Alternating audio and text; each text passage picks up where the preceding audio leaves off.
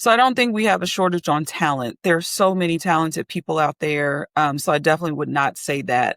It's always important to be connected to the talent, of course. I started talking a little bit about the market that we're in, and leadership development can be one of the first things that people, companies, organizations, enterprises sacrifice when they're making sure that the bottom line is shored up.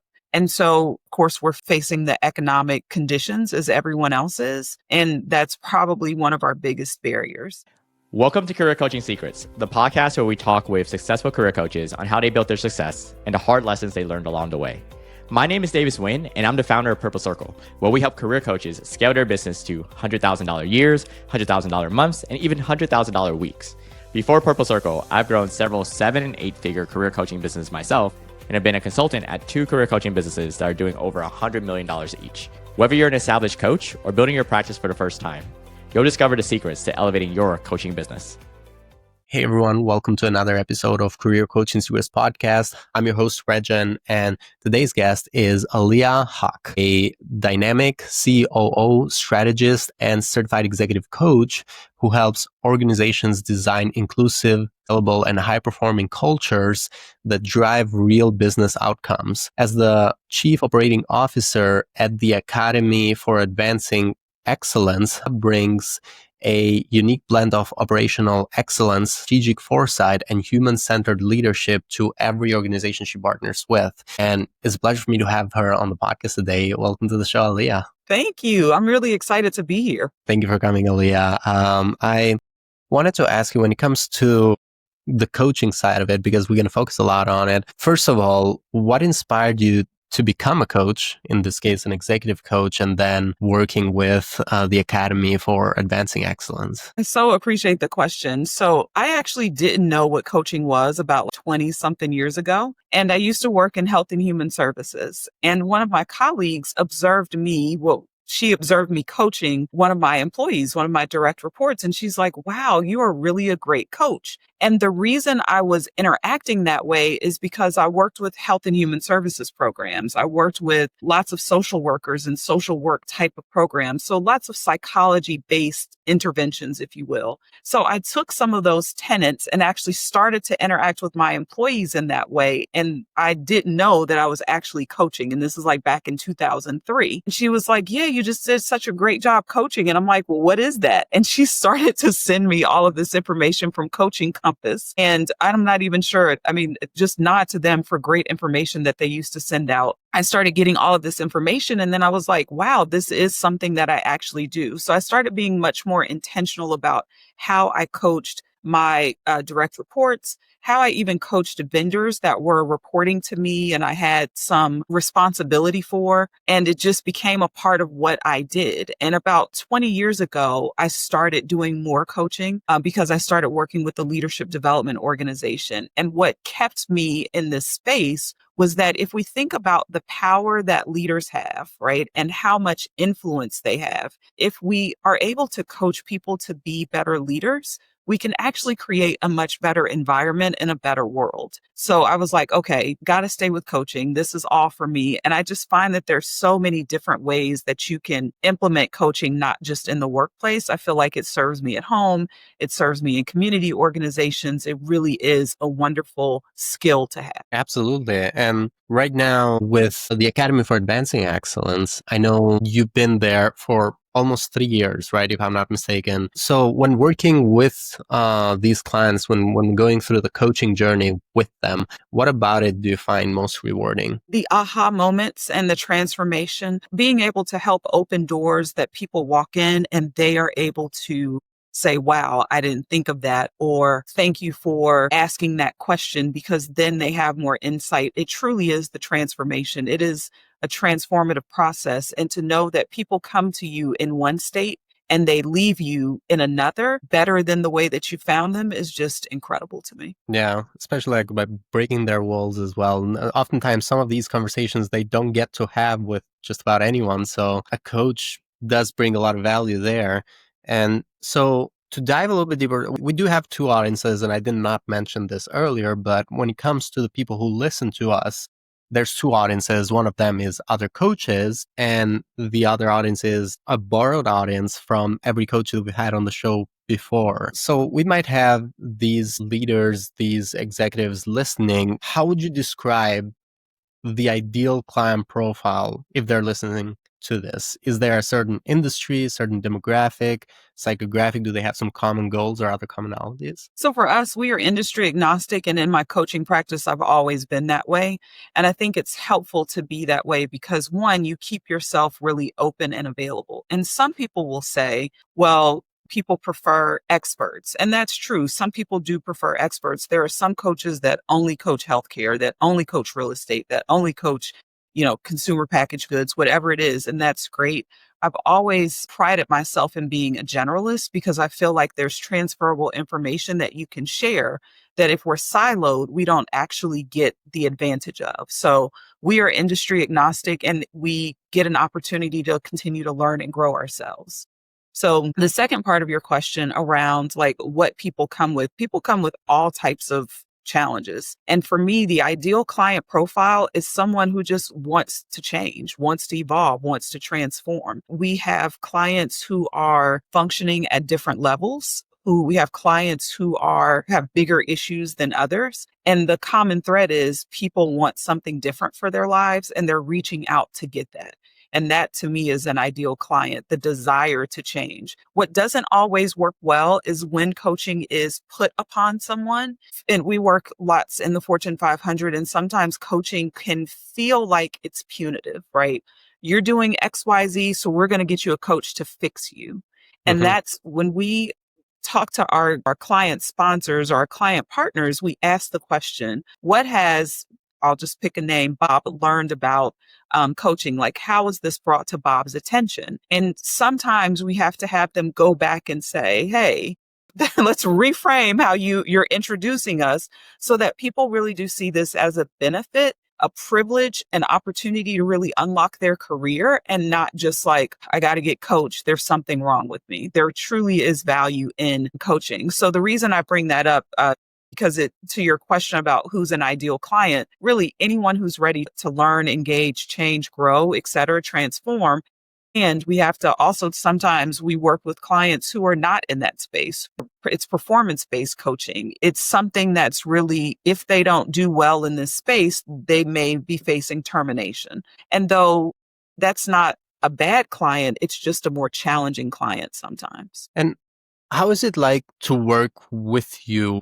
I'm assuming there's also other coaches within the Academy of Advising Excellence. What is the engagement like? Is there some sort of a program of a certain length that these clients go through? Is it one-on-one coaching, group coaching? How would you describe working with you? Well, we have so many different solutions, and we're actually working on trademarking our proprietary methodology, which is called Transform. And we like to create and we like to complete an assessment. If we're doing individual coaching, we like to do some type of assessment because coaching really is about helping an individual getting to a place that they want to go, their destination. So we want to know what that is so that we can really understand the conditions of satisfaction. So it starts with an assessment. Depending on the leader, what's going on, we may have 360 reviews so that we may talk to their direct reports. We may sometimes observe them in meetings. We could sometimes participate in a team retreat. It just depends on the scope of the engagement. What's really wonderful about all of the work that we do is it's very flexible because we want to be able to meet the moment. We want to be able to respond to what our clients' needs are. We do also provide group coaching, and that looks different in different organizations. We also do group coaching through programs. So for example, if we have a leadership development program that someone's going through, group coaching may be a part of it, and we have an opportunity to group coach in that way. So there's really different ways that we engage. So yes, there's group coaching within programs, and then there's individual executive coaching, which can look a lot of different ways. And in terms of, and this is a question that mostly the coaches who are listening are going to find useful, is when it comes to marketing, is there some marketing channel that is working really well, or would you say there's a primary channel that is working really well for the business right now? Something that's working well for our business is becoming a preferred coach with some larger organizations. It gives us lots of exposure. It helps us to get people who are really wanting to transform, and it works really well. Something that we're getting ready to experiment with It's some like, LinkedIn, social media, all we're getting ready to delve into that space. And I'm a Gen Xer and I have to admit it's a little bit like out of my wheelhouse. So I'm giving my younger marketing team the space to really figure that out, but I'm excited about it. But something else that works really well for us from a marketing standpoint is word of mouth. We like to make sure that we're getting testimonials. We like to make sure that we're collecting data so that we can really tell the story. Or we stay in contact with all of our customers. So we'll send updates about programs that we're doing, et cetera. So we have different marketing channels that I think work really well. But again, the getting involved with the company where you're a preferred coach works really well for us, word of mouth. And then we're delving into social media marketing. Do you use external coaches? And some companies do, some companies don't. There are some companies that have a very well-developed learning and development team, and they've got coaches on staff, and it's wonderful.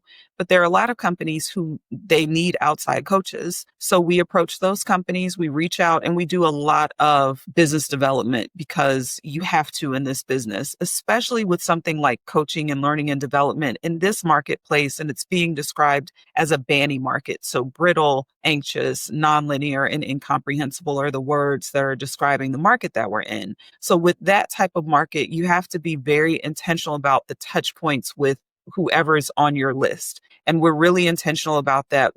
We reach out to lots of different companies and just ask them the question, hey, do you hire outside coaches? If they do, then we start to build those relationships, strategic networks, strategic partnerships, so that we can get onto that list. And the process varies from company to company. Some companies, it's very simple. It's a letter, a memorandum of understanding. With some people, it's an SOW. With some people, you go through literally a 6-month process to get to become one of their preferred coaches. And there's different controls that you have to have in place in order to, protect data, et cetera. Absolutely. So we do a pretty rigorous annual planning process, and we are working on a couple of different things. One, expanding our coaching practice, because we're a global company. We have people located from Australia to Israel to the UK to India, et cetera. Of course, the United States. And we're wanting to continue to expand our reach and our network. So that's one big goal, really expanding the coaching practice. We are also working on a business to consumer offering on our leadership development side. We are part of a larger family of companies. So we're part of Sundial Media Technology Group, and they have an app called eSuite. So we are also working on building up that app to really democratize coaching and really get it into the hands of people who may not have access to it through their work, and may not be able to just afford it on their own. So we're looking at, people who may be a little bit less tenured in the workplace, any number of archetypes, but that's something else that we're working on. But yeah, we've got lots of big goals for the next 3 years. I love that. And so what think about expanding right now, if you think about like expanding also internationally, right now, how many coaches are there roughly within the academy? We have about 40 right now. Okay, cool. Yeah. So that would also mean basically expanding the team. Absolutely. Cool. Think about expanding. What would you say are kind of like the main challenges that you guys are facing right now? Where would you say is the bottleneck mostly? So I don't think we have a shortage on talent. There's so many talented people out there. So I definitely would not say that. It's always important to be connected to the talent, of course. I started talking a little bit about the market that we're in, and leadership development can be one of the first things that people, companies, organizations, enterprises sacrifice when they're making sure that the bottom line is shored up. And so we're facing the economic conditions as everyone else is. And that's probably one of our biggest barriers. Something else that I think is important for us to always be paying attention to is just the sentiment around coaching. Some people feel like it's chit chat because maybe they haven't had coaches that are, transformational in nature, or they don't really they may not follow the same type of rigor or frameworks, et cetera. So I think really making sure that coaching always has validity, strength, it's seen as valuable is really, really important as well. And it's just something, again, the sentiment around coaching is something that we just always have to be mindful. That is actually so true. Especially it's been an issue within the last year mostly. I don't know if that's because of the new or the current administration within the United States, or if that's actually an international problem. Obviously, in the US, coaching is much better than in other countries. I do speak also with coaches in UK, very rarely with coaches in Europe, but coaching is kind of like from the cultural acceptance is much more common in the United States than it is in other countries. So would you say that kind of like this issue is more of like a recent issue, or it has always been that way? Think it's a cyclical issue, right? So as the economy is really good, people tend to invest in talent. If the economy is not so great, people tend to not invest in talent. And really, that's the time that you should invest in talent because it prepares you for what's next. And if you can't promote people, if you can't give pay raises, one great way to make sure that you're taking care of your people for retention, for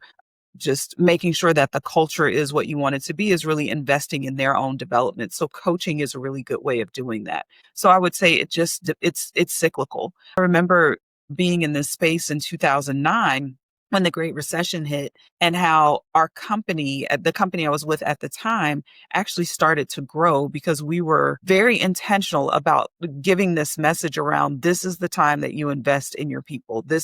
You can't give them raises, you can't promote them. Let's invest in them. And what happened is people were more satisfied in their work. People were more likely to be retained. And we know that retention, people who it takes on average about $100,000 to replace someone who exits a company. So retention is really important. And again, there was this cultural aspect where people felt a different sentiment around the environment they were in because they were being developed and really taken care of.